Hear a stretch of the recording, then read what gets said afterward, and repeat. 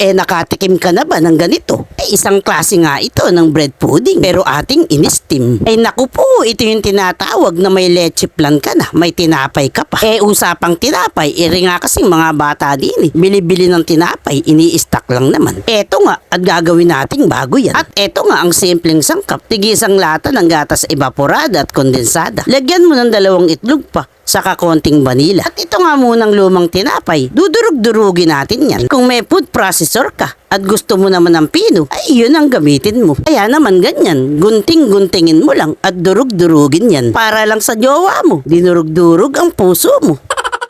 Yung tinapay nga pala, luma ha, pero hindi sira. Yung luma nga gagawin nating bago. Ako yung sira, wala na tayong magagawa. Ayan nga, yung itlog mo batihin mo.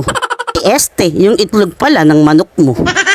Pag nga nabati mo na, yung 2 gatas, ilagay mo na. Pagkatapos nga, isunod mo na rin yung 1 kutsara ng vanilla.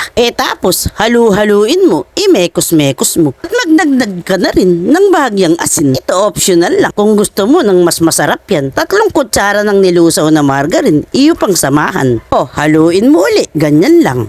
Ganyan lang naman. Tapos isama mo na sa dinurog mong tinapay. Ang timbang nga pala ng tinapay nasa kalahating kilo. Kung kokonti lang naman ang tinapay mo, hatiin mo na lang ang reseping ito. Naniniwala ka ba? Ang mahusay na panadera, marunong manansya.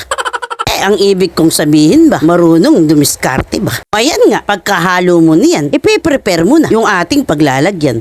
Kahit anong size ng aluminum pan. Ibig kong sabihin, kung gusto mo ng bilog tatsulok, ikaw naman ang masusunod. Lagyan mo nga lang ng bahagyang asukal. Pagkatapos sa apoy, iyong isasalang. Bahagyang apoy lang naman upang hindi masunog yan. Tapos magpainit ka na ng tubig na pagsasalangan. Pwede sa kaldero yan, sa steamer mo naman. Ako dito ko sa oven ilalagay. Basta may tubig sa ilalim, in-steam na rin yan. Ayan nga, sa inihanda nating pan, isasalin mo na yan. Ilalatag mo nga diyan yung tinimpla nating tinapay.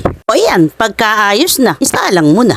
Basta nga, bago mo isalang, siguraduhin mo, mainit na yun ngang tubig sa steamer mo. Kung sa steamer mo nga isasalang, lagyan mo ng foil sa ibabaw. Para nga syempre, hindi magkaroon ng tubig sa ibabaw ang tinapay. Ako nga kasi sa oven ko inilagay, kaya hindi na kailangang takpan yan. At kung nga sakalan mo isinalang, lulutuin mo sa mahinang apoy lang yan. At pagkatapos nga ng 30 minuto, check mo. Pag okay na, iyo munang ipahinga. Palamigin mo ba? Ayan, luto na ang masarap nating tinapay na leche flan pa. Palamigin mo nga muna. Pagkatapos at lumamig na, hiwain mo na. Bahala ka na sa sukat na gusto mo. Parisukat, parehaba, tatsulok, ikaw naman ang masusunod. Ayan nga, ang lumamig na baliktarin mo na. Tapos hiwa-hiwain mo na. Naku, sinasabi ko sa'yo, subukan mo ito't magugustuhan mo. Kasi nga may leche flan ka na, may tinapay ka pa.